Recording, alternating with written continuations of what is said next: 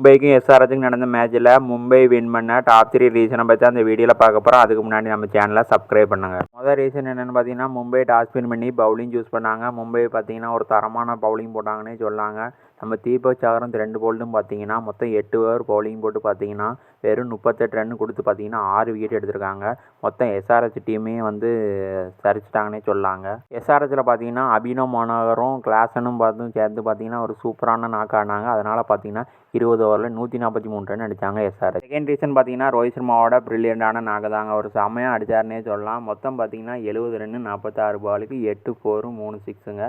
Back to back 50 அடிச்சிருக்காரு நம்ம ரோஹித் சர்மா. பழைய ரோஹித் சர்மா இஸ் பேக்குங்க. மூணாவது ரீசன் பார்த்தீங்கன்னா சூரியகுமார் யாதவ் தாங்க. சூப்பராகவே ப்ளே பண்ணாருங்க. ஃபஸ்ட்டு பால்லேருந்து இன்டென்டோடு தாங்க வந்தார். பார்த்தீங்கன்னா 40 ரன்னுங்க 19 பாலுக்கு. ஸ்ட்ரைக் ரேட் பார்த்தீங்கன்னா 210, மொத்தம் 5 4 2 6ங்க. மும்பை இந்தியன்ஸ் பார்த்தீங்கன்னா இந்த மேட்சை 7 விக்கெட் வித்தியாசத்தில் வின் பண்ணிட்டாங்க.